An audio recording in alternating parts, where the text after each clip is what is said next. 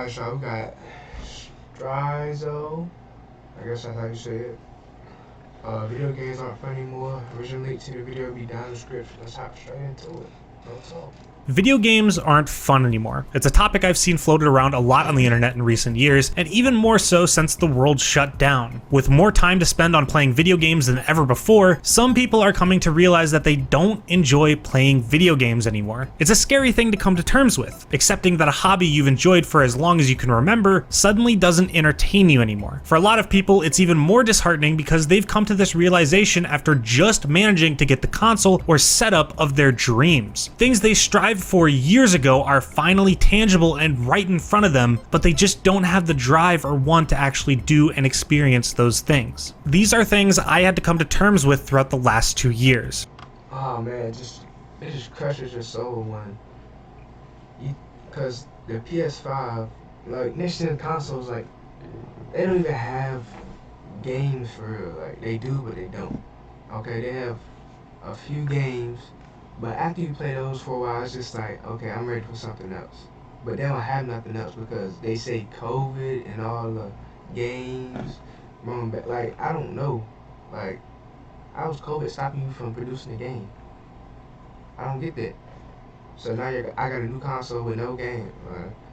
And that it just sucks because I paid all this money for the game and now I don't have nothing to play. And since I don't have nothing to play, obviously I don't want to play it. So I'm sitting here not on the game no more.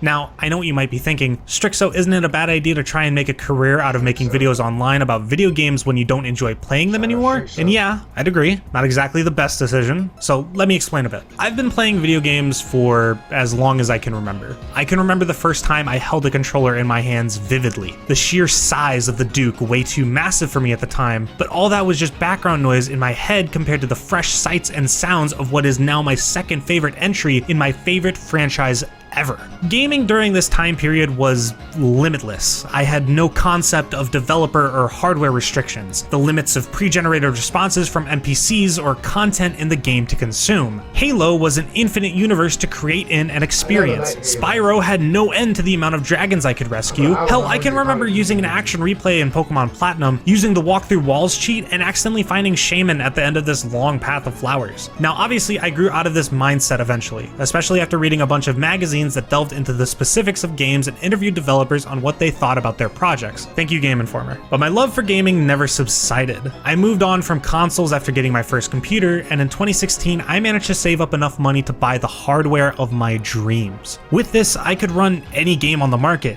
and I used it to run a lot of games. Come early 2021, it was time for me to upgrade, and after managing to walk into a Best Buy and just randomly come across a 3090 that I wasn't even looking to buy at the time, I knew it was time to go all out. I managed to get a 5950. I will tell you, having a PC is way better than having a console, okay? But that's strictly for, yes, gaming, but at the same time, like, if you want to talk to your friends and have fun with your friends, I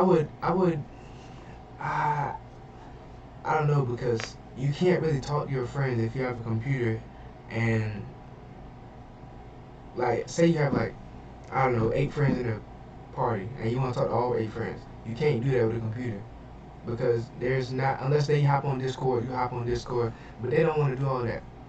They want to be in a party with the game console that they bought. And some apps, I know like the PlayStation app, you can only get on the party if you're on your phone. Because I tried it from a PC and it doesn't work, so keep that in mind too. But a PC is definitely better for gaming. Also, build on your own, don't get it pre-built. 50X, the best motherboard I could buy at the time, and some sick RAM. There were no compromises to this system, besides the fans. I was running out of money. I built the computer, ran some benchmarks, and then didn't play any games. At first, I assumed I was just unmotivated, or maybe even burnt out. But over time, I came to realize that I just wasn't enjoying games anymore. I got scared that I spent all of this money on a hobby I wasn't interested in anymore. Scared that the YouTube channel I wanted to start was already dead in the water. Scared that I'd be giving up a huge part of what formed my online identity. I calmed myself down and I took a step back. It makes sense that I'd start feeling this way about gaming. Doing pretty much anything every day for long enough would ultimately become mundane and boring. So I asked myself, what can I do to have fun with playing games again? For a while I was stumped. But during my time, I decided to just take a break and work on my Ultra Kill video. And while that was technically still gaming, it was mostly for work, and I could take the time to figure out what I wanted to really do about my problem. What I found though is that as I was taking a break from playing games for the most part, my desire to play them started rising again. But once I actually managed to get into a game and started playing, my desire to continue playing them would immediately fall, and I'd get off of it within 30 minutes. What I came to realize is that I had no variety in what I was playing. I would get on my computer and boot up the same FPS games, or just open up Minecraft, which I've been playing for years as well. I decided to actually take the time and figure out other genres of games. Minecraft is very reliable, I will say that. But one thing I will also say is, it's just like coming up from games from back then, like Modern Warfare 2, Black Ops 1, Modern Warfare 3, like, and then coming down to, you know, Modern Warfare 2, like the revamped versions, like, it's just so bad. Like, back then it was just so much fun, like, so good. You just want to come home, hop straight on. Now it's just like, I don't even want to play this. Like, find me something else. Like, it just sucks, man.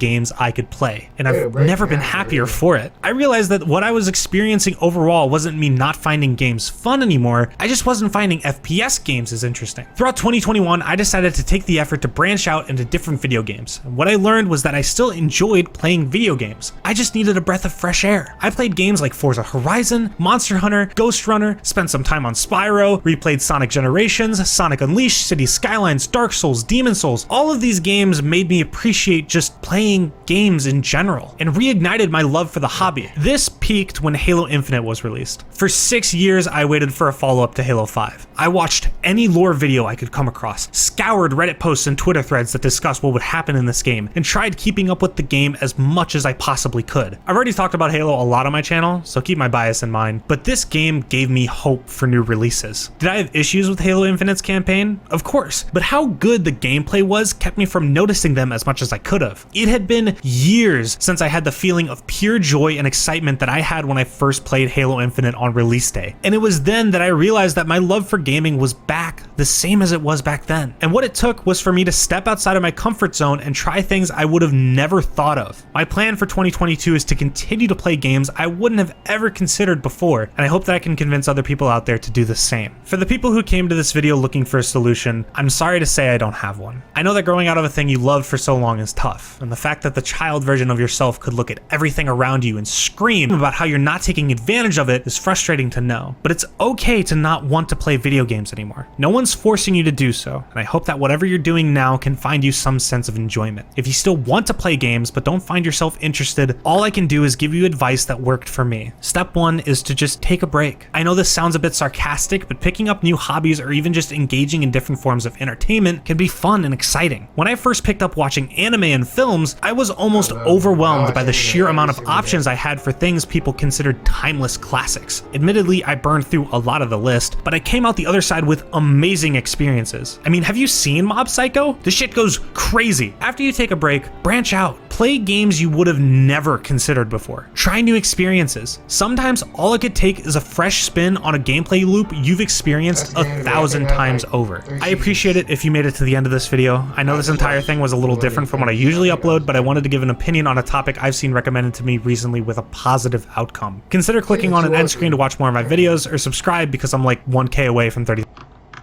But yeah, go subscribe like he said. It just seems like they just gave, I wouldn't say gave up, but at the same time, I know like 2K and Madden, like, it feels like they gave up because those games just are bad. They suck. And then they just keep making it worse and worse and worse and worse. And I feel like Activision and Treyarch, I mean, they tried, but it's just like what they made back then can't compare, or what they made now can't compare to what they made back then. But yeah, that's it for me, boy. I'm out. Peace.